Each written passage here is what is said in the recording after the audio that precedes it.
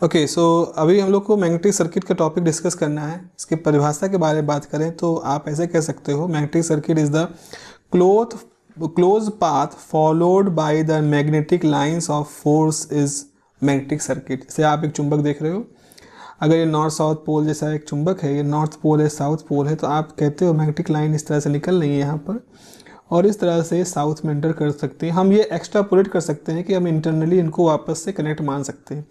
तो अगर हम कहें तो इस तरह से ये एक क्लोज लूप है। हर मैग्नेटिक लाइन जो होती है वो असल में एक क्लोज लूप का सेट होता है जो कि एक दूसरे को इंटरसेक्ट नहीं कर रही होती है। तो अब हम सोचें ये कि मान लो इसे वैसे अगर सोचे ये बैटरी होता, ये तार होता, तो यहाँ पे इलेक्ट्रॉन को फ्लो दिखा सकते हैं, लेकिन ये हवा है, ये वैक्यूम है, कोई मीडियम है जिसमें एक चुंबक रखा है और वो चुंबक की जो मैग्नेटिक लाइन है वो इस तरह से उस मीडियम के अंदर फैल रही है। थोड़ी देर के लिए हम माने कि ये एयर है या फ्री स्पेस है, तो फ्री स्पेस हम मान लें। तो ये जो मैग्नेटिक लाइंस हैं जो एक क्लोज पाथ फॉलो कर रही हैं, हम इनको एज अ सर्किट की तरह से अज्यूम कर सकते हैं, क्लोज सर्किट है ये। So magnetic circuit produce magnetism in magnetic materials and this is important for knowing the operation of transformer, generator, motor, इस तरह के इंस्ट्रूमेंट्स के लिए।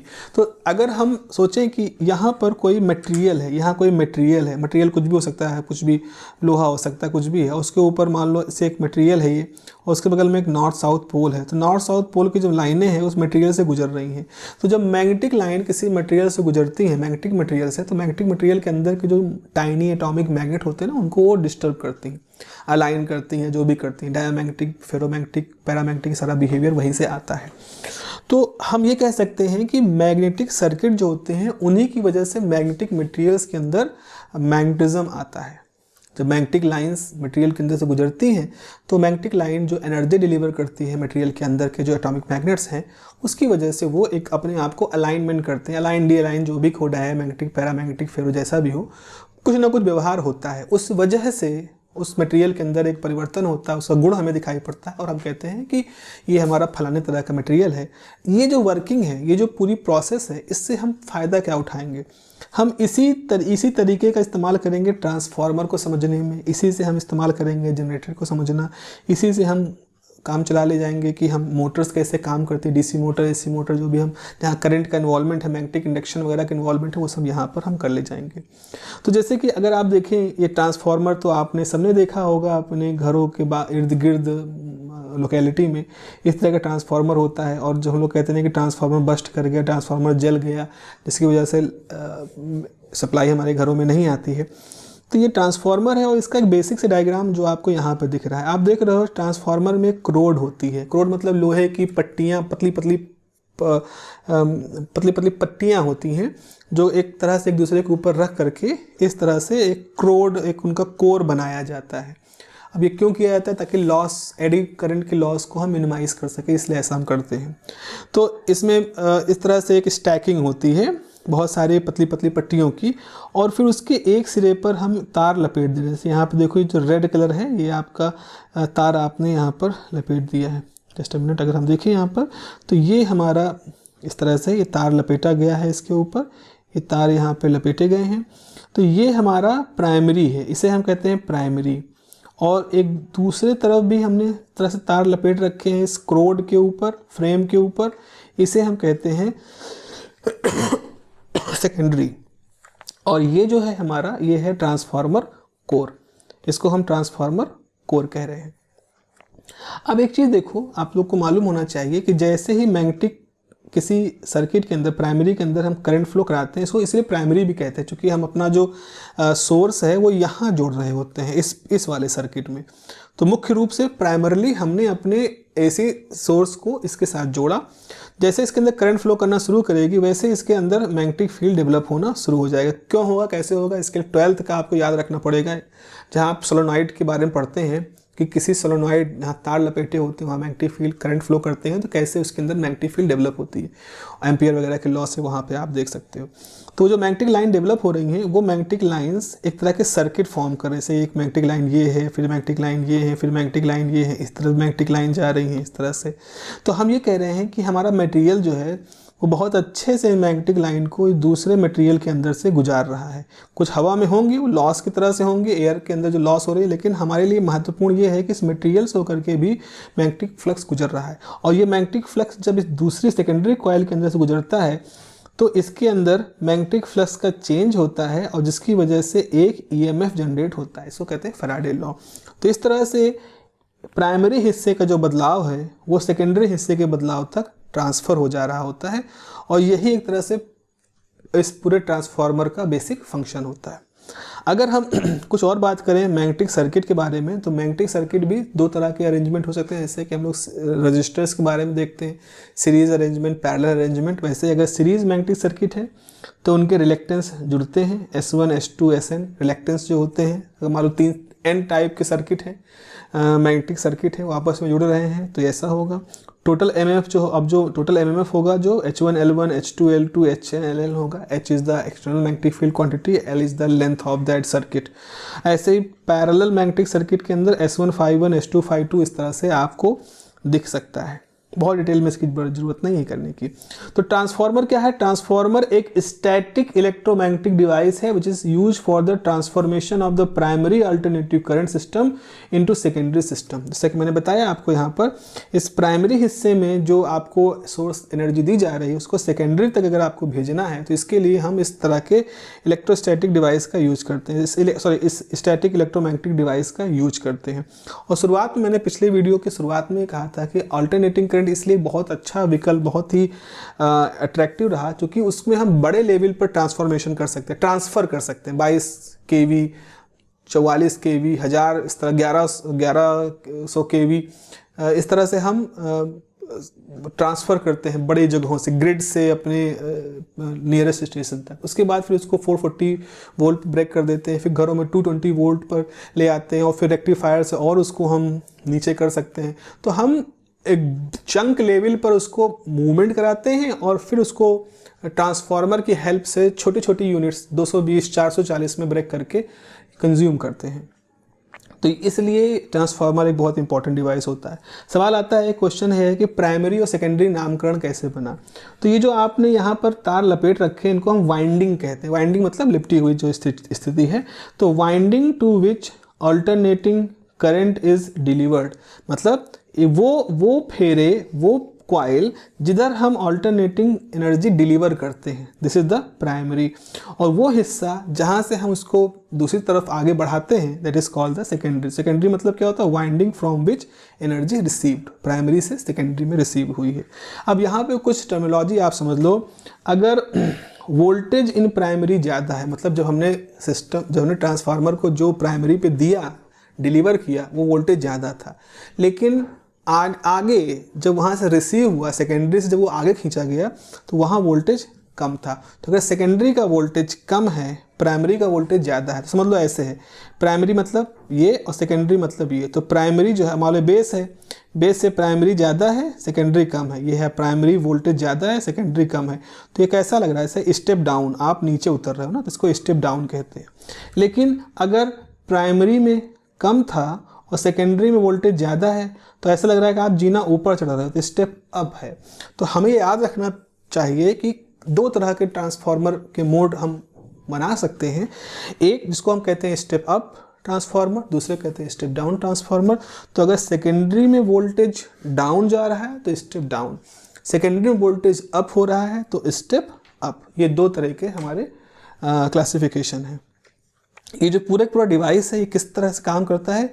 म्यूचुअल इंडक्शन के सिद्धांत पर ये काम कर रहा होता है। दोनों तरह की जो वाइंडिंग होती हैं वो आपस में मैग्नेटिक इंडक्शन के थ्रू जुड़ी होती हैं, सीधे तौर पे नहीं जुड़ी हैं। क्या हुआ यहाँ, अभी पड़ोसियों जैसा स्थिति है। जैसे एक पड़ोसी है प्राइमरी, तो ये दो ऐसे पड़ोसी हैं जो बहुत ही कॉम्पिटिटिव हैं। इसने अपने यहाँ पे कुछ बदलाव किए, इसने अपने घर के अंदर कुछ बदलाव किए, पर्दे बदले, तो वैसे देखा देखी पर्दे यहाँ भी चेंज हो गए। इसने अपने घर में एक नीले रंग की कार लाई तो ये भी अपने घर में एक कार लेके आ गए। इन्होंने कुछ भी बदलाव किया, वैसे देखा देखी बदलाव जुड़ गया। तो ये दोनों एक दूसरे से म्यूचुअल मतलब पारस्परिक इंडक्शन के थ्रू जुड़े हैं। अब यहाँ पर अगर हम बहुत गहराई में जाएंगे आगे तो आप ये भी कह सकते हो, जैसे इन्होंने पर्दे बदले, इन्होंने पर्दे बदले, जब इन्होंने पर्दे बदले प्राइमरी में तो सेकेंडरी में बदले, और सेकेंडरी का बदला हुआ देख के फिर प्राइमरी ने कुछ बदलाव कर दिया। तो ये दोनों, ऐसा नहीं कि खाली प्राइमरी का ही असर सेकेंडरी पे जा रहा है, प्राइमरी में कुछ बदलाव हुए, असर गया सेकेंडरी में, सेकेंडरी में जो बदलाव हुए जो प्राइमरी की वजह से हुए थे, उन बदलावों ने वापस से प्राइमरी को प्रभावित किया। फिर प्राइमरी में शुरुआती बदलाव और इस सेकेंडरी के बदलाव की वजह से बदलाव, फिर वो सेकेंडरी को फिर प्रभावित करते हैं। तो इस तरह से एक सीरीज ऑफ चेंजेस वहाँ पर एग्जिस्ट करते हैं, जो कि म्यूचुअल इंडक्शन के एक बेसिक फिनोमिना होता है। तो यहाँ पर क्या होता है, both windings are coupled with the magnetic induction. So transform, अब आखिरी में कंक्लूड करते हैं, ट्रांसफॉर्मर क्या है। Transformer transfer power from one circuit to another, मतलब primary to secondary, without change in the frequency. Very important, alternating current के साथ हम खेल कर रहे हैं। तो अल्टरनेटिंग करंट में क्या होता है ना, फ्रिक्वेंसी का बहुत महत्व होता है। जैसे 50 हर्ट्ज की फ्रिक्वेंसी हमारे घरों में आती है, तो जब प्राइमरी सेकेंडरी में जा रहा हो, वोल्टेज चलो बढ़ गया घट गया ठीक है, लेकिन फ्रिक्वेंसी नहीं चेंज होनी चाहिए। फ्रिक्वेंसी चेंज हो गई तब तो गड़बड़ हो गया, आपने हाई फ्रिक्वेंसी करंट कर दी, that is a very difficult thing. And by the process of mutual induction, तो म्यूचुअल इंडक्शन की घटना यहाँ पर काम करती है और फ्रिक्वेंसी में कोई बदलाव नहीं होता। वोल्टेज अगर सेकेंडरी में कम हो गया स्टेप डाउन, बढ़ गया तो स्टेप अप। बेसिक वर्किंग जरा देखते हैं। यहाँ पर आप देख रहे हो, यहाँ पर ये जो ग्रीन कलर का है ये हमारा बेसिक कोर है, 2 डायमेंशनल डायग्राम है। यहाँ प्राइमरी में ये कॉइल है, इसमें वोल्टेज V1 है, करंट I1 है। जैसे करंट फ्लो की इसके अंदर इस तरह से जो पिंक कलर का आप देख रहे हो मैग्नेटिक लाइंस डेवलप होना शुरू हुई। ये असर मैग्नेटिक लाइन जो होती है, मैग्नेटिक फ्लक्स जो है, ये एनर्जी इस कोर के थ्रू भी जाती है, क्योंकि ये जो मैग्नेटिक लाइन ये पिंक कलर की डेवलप हुई हैं वो इस हरे कलर के मटेरियल को मैग्नेटाइज कर देती हैं, तो वो मैग्नेटाइजेशन फ्लो करते हुए सेकेंडरी में भी जाता है और इस तरह सेकेंडरी में एक EMF E2 जनरेट होता है। जब V1 वोल्टेज यहाँ बदलाव कर रहा था तो मटेरियल के अंदर भी एक EMF जनरेट हुआ जिसको कहते हैं E1। तो एक तो वोल्टेज आपने लगाया V1, सेल्फ इंडक्टेंस की वजह से इस प्राइमरी में डेवलप हुआ एक EMF E1, और इसके अंदर जब ये सब हो रहा था तो पड़ोसी जो सेकेंडरी सर्किट है इसके अंदर एक EMF डेवलप हुआ था, इंड्यूस्ड EMF हुआ E2। तो हमारे पास 3 तरह के EMF वोल्टेज जैसी सिचुएशन है। वोल्टेज V1 जो अप्लाई किया, वोल्टेज E1 जो प्राइमरी में इंड्यूस हुआ सेल्फ इंडक्शन की वजह से, और वोल्टेज E2 जो कि सेकेंडरी में इंड्यूस हुआ क्योंकि प्राइमरी से फ्लक्स सेकेंडरी में जुड़ा हुआ था। तो यहाँ पे देखो लिखा है ड्यू टू करंट I1 जो कि प्राइमरी में जा रही है, तो 1 is for primary in P मतलब primary, changing flux setup that link the secondary. तो करंट जब I1 P में फ्लो कराते हैं, प्राइमरी में फ्लो कराते हैं, तो उसकी वजह से मैग्नेटिक फ्लक्स में चेंज होता है, जो कि लिंक, वो जो मैग्नेटिक फ्लक्स है वो लिंक है किसी सेकेंडरी के साथ। This induce EMF in secondary by mutual induction. तो सेकेंडरी में म्यूचुअल इंडक्शन की वजह से एक EMF इंड्यूस हो जाता है। By self induction in P a back EMF opposing V1 develop. तो सेल्फ इंडक्टेंस जो होता है, जो कि एक तरह इनर्शिया की प्रॉपर्टी होती है सर्किट की, वो V1 लेंज लॉ क्या कहता है कि जिस V1 जो कि करंट प्राइमरी में फ्लो करा रहा है, तो जो फ्लक्स बदल रहा है उसका विरोध करते हुए उसके अंदर एक EMF जनरेट होता है, इसको हम बैक EMF कहते हैं, जो कि इनिशियल V1 वोल्टेज का अपोज करता है। तो mutual induction develop voltage V2 इन S। अब यहाँ पर हम E2 लिख दिया, इसको V2 आप कह सकते हो। So induced EMF is proportional to n time d∅dt। ये हमने पढ़ा है कि जो इंड्यूस्ड EMF होता है वो किसके, इंड्यूस EMF का मैग्नीट्यूड डिपेंड करता है rate of change of flux. लेकिन ये फ्लक्स कितने फेरों में हो रहा है, अगर ये n फेरों में हो रहा है तो इंड्यूस EMF हर फेरे में होने वाले मैग्नेटिक फ्लक्स के टोटल सम के बराबर होगा, तो यानी n टाइम d∅dt। अब जरा समझो, जितनी लाइनें यहाँ से प्राइमरी चेंज हो रही हैं, मान लो इस क्रोड के थ्रू वो सेकेंडरी में जा रही हैं, मतलब जितना फ्लक्स प्राइमरी में चेंज हो रहा है उतना ही फ्लक्स सेकेंडरी में चेंज हो रहा है, तो d∅dt तो सेम हो गया। अब किसका मसला आ गया, n का। प्राइमरी में फेरों की संख्या मान लो n1 है, सेकेंडरी में फेरों की संख्या n2 है।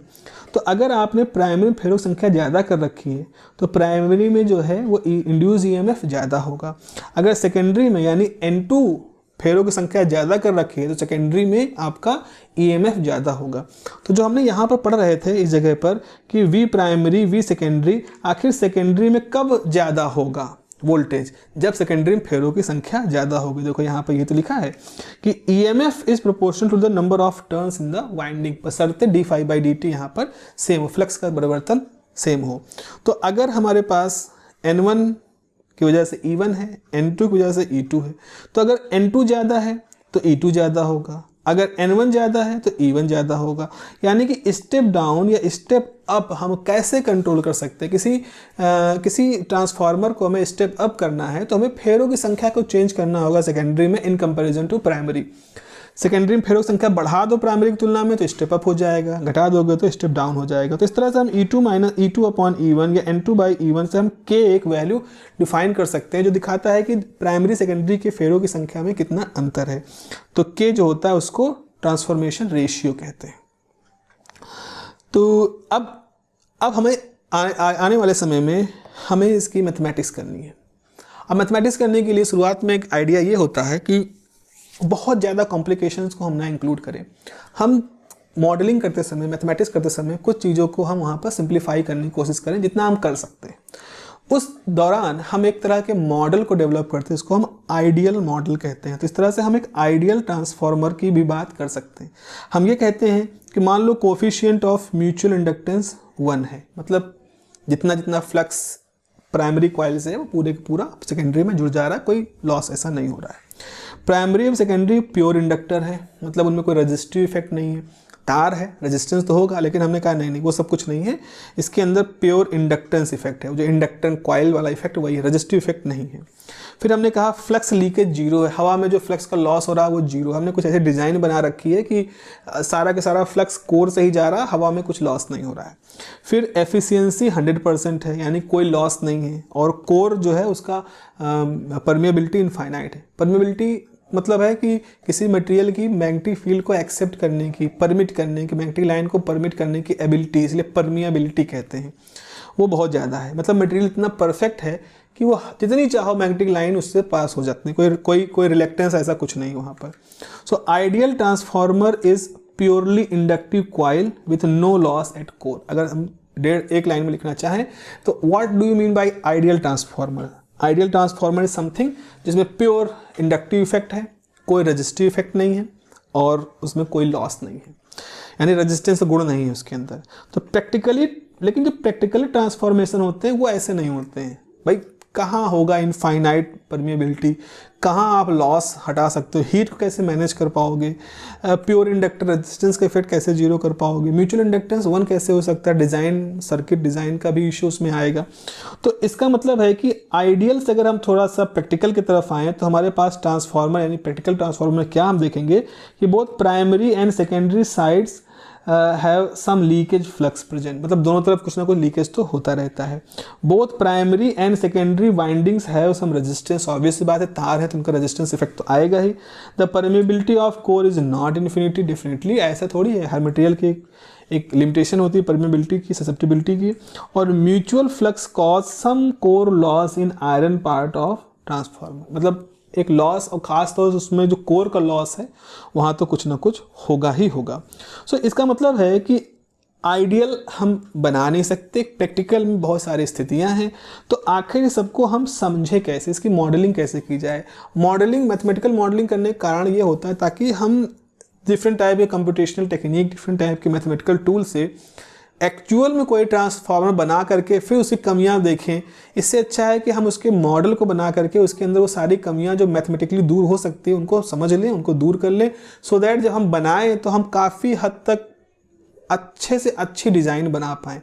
तो मॉडलिंग करने का, सर्किट की मॉडलिंग करने का मकसद यही होता है कि हम जब डिज़ाइन बनाएं, जब हम अपना उसमें प्रोडक्ट टाइम लगा रहे हों, उसमें बहुत सारा लोहा और कॉपर ये सब लगा रहे हों, तो उस दौरान जो बन के आए वो हमारा एक मतलब क्लोज टू वर्किंग सिचुएशन हो। पता लगा आपने बनाया, फिर कहा रहे इसमें तो ये होना चाहिए, फिर आपने फिर बदलाया, कहा नहीं इसमें ये वैल्यू इसके रेंज में होनी चाहिए। तो अगर वो करोगे तो बहुत ज़्यादा टाइम कंज्यूमिंग हो जाएगा, बहुत सारा प्रोडक्ट वेस्ट होगा। इससे अच्छा है क्या है, आप ये सब कर को मैथमेटिकली कर लो, मैथमेटिकली सारे पैरामीटर डिसाइड कर लो कि इस रेंज का तार होना चाहिए, उसकी रजिस्टिविटी ऐसी होनी चाहिए, परमेबिलिटी ऐसी होनी चाहिए, मटेरियल सॉफ्ट होना चाहिए, हार्ड होना चाहिए, तो ऐसा अलॉय सब कुछ पहले सेट कर लो। उसके लिए आपको मैथमेटिकली मॉडलिंग की आवश्यकता होगी। So we need a detailed mathematical model by including above practical limitations. तो जो प्रैक्टिकल लिमिटेशन हम लोगों ने बात की है ऊपर, जो कि प्रैक्टिकल ट्रांसफार्मर के लिए आवश्यक है, उसमें हम कुछ मैथमेटिकल मॉडलिंग करते हैं। अब जब मैथमेटिकल मॉडलिंग करते हैं तो हम अनायास ही एक सर्किट के बारे में बात करना शुरू कर देते हैं, इक्विवेलेंट सर्किट। इक्विवेलेंट मतलब होता है not real circuit but mathematically it is like a real circuit with the mathematical functions. बहुत सारे मैथमेटिकल फंक्शंस वहाँ होते हैं जिसको हम यूज कर सकते हैं। अब इक्विवेलेंट सर्किट बनाने का तरीका क्या होता है कि आप ये कहोगे कि इक्विवेलेंट सर्किट जब बनता है तो उसमें हम कहते हैं जो लीकेज हो रहा है, फ्लक्स का लीकेज हो रहा है या लीकेज इंडक्टेंस जो होता है वो किसके साथ जुड़ा है, लीकेज रिएक्टेंस के साथ। तो यहाँ पर एक हम क्वांटिटी ये कहते हैं कि जो लीकेज लॉस है, फ्लक्स का लॉस है, वो लीकेज के रिएक्टेंस या एक रिएक्टेंस वैल्यू के साथ जुड़ा हो। Reactance is also kind of opposition. जब हम करंट और वोल्टेज सेम फेज में नहीं होते हैं तो जो अपोजिशन होता है उसको हम रिएक्टेंस कहते हैं। तो हम ये कहते हैं जो कॉइल है प्राइमरी सेकेंडरी कॉइल हैं, उनके पास भी अपना रिएक्टेंस है। वो ऑब्वियस सी बात है, और रिएक्टेंस को हम x1 x2 कह रहे हैं। 1 is for primary, x2 is for secondary. और जो कॉइल है उसमें अपना रेजिस्टेंस है, तो R1 R2 जो है वो प्राइमरी सेकेंडरी कॉइल के रेजिस्टेंस है। X1 और R2 है, इनको हम लम्प्ड कर सकते हैं, मतलब एक साथ जोड़ सकते हैं। हम कह सकते हैं कि मटेरियल का रिएक्टेंस है X1, उसका रेजिस्टेंस है प्राइमरी का R1, तो X1 R1 एक साथ जोड़ सकते हैं। अच्छा, जब सेकेंडरी टर्मिनल, अब एक सिचुएशन होती है इसमें हम कहते हैं कि no load at secondary, no load at secondary, मतलब जो हमने ट्रांसफार्मर है उसके प्राइमरी पे हमने तो एसी सोर्स जोड़ रखा है, लेकिन सेकेंडरी पे हमने मान लो कोई लोड नहीं लगा रखा, हमने कुछ जोड़ नहीं रखा है, सेकेंडरी को हमने वैसे ही कर रखा है। ठीक है, वहाँ फ्लक्स चेंज होगा, जो कुछ होगा होगा, एक नॉर्मल सर्किट बना है पर कोई लोड नहीं है वहाँ पर। तो जब secondary terminal has no load and primary is connected with the supply, तो हम कहेंगे कि स्मॉल एक्साइटेशन करंट वहाँ पर कोर में जनरेट होती है। एक एक्साइटेशन करंट जो होती है वहाँ पर रहती है, जो कि जो फ्लक्स उस सर्किट के अंदर जो फ्लक्स का लिंक है उसको बनाए रखने के लिए आवश्यक होती है। ये जो एक्साइटेशन करंट होती है इसको हम फर्दर दो हिस्सों में बांट सकते हैं। एक रजिस्टिव होता है, इसको हम IW दिखा रहे हैं, एक इंडक्टिव होता है, इसको कि I म्यू दिखा रहे हैं। इसकी पूरी थ्योरी है, बहुत अच्छी नेटवर्क थ्योरी के साथ जुड़ी हुई, बट अभी हम इसको एज अ रिवीजन फैक्ट के रूप में देख रहे हैं। तो हम ये कहेंगे कि जब सेकेंडरी ओपन है, कंडीशन क्या है, सेकेंडरी पे कोई लोड नहीं है, तो ऐसी स्थिति में हमारे पास एक एक्साइटेशन करंट वहाँ पे डेवलप होगी, क्योंकि प्राइमरी में हमने अपना सोर्स जोड़ रखा है। तो वो जो एक्साइटेशन करंट है उसके दो हिस्से होंगे, एक रजिस्टिव होगा IW, एक इंडक्टिव होगा I म्यू। तो जो टोटल एक्साइटेशन करंट है I0 वो IW I म्यू के बराबर है, इसको हम नो लोड करंट कहते हैं। I0 को हम नो लोड करंट कहते हैं। तो अब इक्विवेलेंट सर्किट कैसे बनेगा, ध्यान से देख लीजिए, बहुत अच्छा है ये क्वेश्चन। यहाँ पर आप देखो, इसे V1 से करंट I1 गई, ठीक है, I1 से फिर हमने एक करंट I0 देख दिया, ये है एक्साइटेशन करंट। एक्साइटेशन करंट के दो हिस्से हैं, रजिस्टिव और इंडक्टिव, और ये जो इंडक्टिव रजिस्टिव हैं चूँकि ये पैरेलल में हैं E1 के, तो हम E1 I1 और R1 को आपस में जोड़ सकते हैं, तो R0 को। तो ये आपके पास एक रेजिस्टेंस का हिस्सा हो गया, ये आपके पास एक रिएक्टेंस का हिस्सा हो गया, जो कि म्यू और IW इस सीरीज में है। I1 से जब ये I0 चला गया तो बची हुई करंट है जिसको हम I2 कह रहे हैं। I2 क्योंकि सेकेंडरी की तरफ जा रही थी, I2 जो है कहाँ से गुजरेगी, जो प्राइमरी का रेजिस्टेंस है R1 और जो प्राइमरी का रिएक्टेंस है X1, और ये है हमारा, ये हिस्सा तो हमारा प्राइमरी क्रोड है। ठीक है, ऐसे यहाँ पे E1 EMF है, वैसे ही सेकेंडरी में E2 EMF जनरेट हुआ है, वहाँ पर रेजिस्टेंस है R2, वहाँ पर रिएक्टेंस है X2, और जो कि ओपन है तो V2 जो है वो A टाइम V2 हो गया, V2 डैश जहाँ जो डेवलप हो रहा है वोल्टेज, और A क्या है, आप देखो A जो है वो N1/N2 का वैल्यू है A। Again lots of mathematical derivations are behind this terms, but we are just neglecting those things.